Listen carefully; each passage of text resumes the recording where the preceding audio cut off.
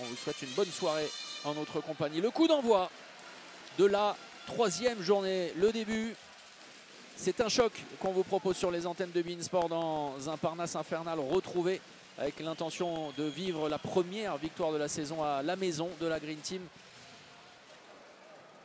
Le premier duel remporté par Mohamed Sanad qui a reçu ce ballon dans de mauvaises conditions et qui a réussi à trouver une roucoulette admirable derrière l'intervalle également avec un tir très compliqué pour Enigman. Le temps fort derrière pour Kamshop Baril. Le 9e but de sa saison pour un recrutement gagnant, mais on n'en doutait absolument pas un seul instant pour un garçon qui, lorsqu'il a réussi à laisser derrière lui les blessures qui l'ont gêné considérablement dans sa progression, est devenu tout simplement essentiel, qui est un garçon dominant, fort techniquement, avec une vraie qualité de shoot, sur un positionnement également qui est très intelligent dans la lecture. Ça c'est très propre. Konradsson qui cherche encore sa place, pas forcément mis en confiance par ses premières sorties, hein. Il a été très peu utilisé par, alors c'est un tireur, regardez, hein, c'est au-delà d'être un demi-centre, on va pas dire faux organisateur, c'est surtout quelqu'un capable de ces tirs comme tout bon scandinave qui oh se là respecte. là, la gamelle, énorme patate de forain de Nick Enigman, et derrière ça va à toute vitesse, mais très bon repli défensif assuré par, on le voit se satisfaire de ce tir. Regardez ça, cet impact. Le travail préparatoire va devoir se faire et pas seulement avec le tir. C'est récupéré. Oh, incroyable. Konradsson avec Toby, la course vers l'intérieur. C'est contré, c'est récupéré par Robichon, le plus malin, le plus vif, le plus prompt. Et voilà, Lusam comme en tout début de rencontre qui passe devant. Incroyable ce retournement de situation. Il menait 13-8. Oui, 7-1. 7-1 en faveur de Nîmes. Bataille.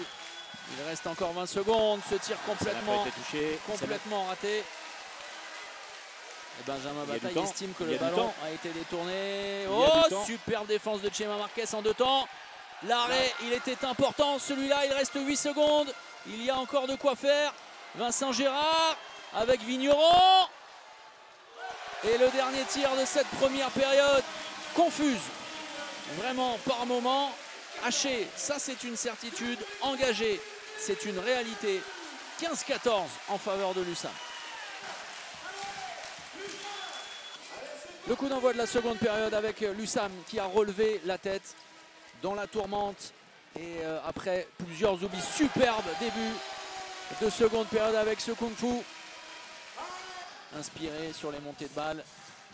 Et en échec sur ce tir désaxé. Hors secteur de Chema Marquez avec énormément d'engagement. Mais, oh superbe Ahmed Echam. Et tout de suite, mettre la tête sous l'eau à Saint-Raphaël. Du tout, aucune, hein, c'est ce que lui reproche Luc Toby. Oh, quel réflexe d'Alexandre Demaille avec sa main gauche.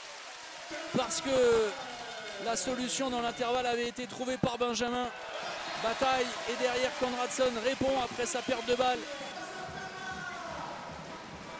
Et Toby qui revient vers le centre. Ouais. Luc Toby qui retrouve des jambes au fur et à mesure de la rencontre. Frustration. Il ne peut plus rien arriver là. Aux Nîmois, ils sont dans l'euphorie totalement, même si Michael Robin. Oh là là, quel altruisme! Bravo! Abandonné. Bravo! A dit Lyubo Vranjes avec Xavier Hamel. Ahmed Echam dans ses œuvres, passeur décisif pour Hugo Kamshop Baril qui n'aura raté qu'un seul tir. Plus 10, plus 10. Plus 9 désormais avec la réduction du score de Valérie Pachal. Oui, c'est une rouste, hein, vraiment. À tout niveau, hein, de course, de jeu, de contact, du nouveau but de Pérez et puis de concentration. Il n'en a plus que 5. Le dernier ballon, justement pour ce goal average particulier, ce sera une ultime opportunité pour les Raphaélois. Il faut la jouer, Ce sera pour la suite de la saison, évidemment, et on va en rester là. Avec la victoire 35-30 de Lusam dans un premier temps malmené, bousculé, chahuté La Green Team a relevé la tête dans un Parnasse infernal. Enthousiaste et à l'unisson avec un immense Alexandre Demaille et surtout avec une équipe entraînée par Ljubomir Vranjes qui enchaîne un deuxième succès consécutif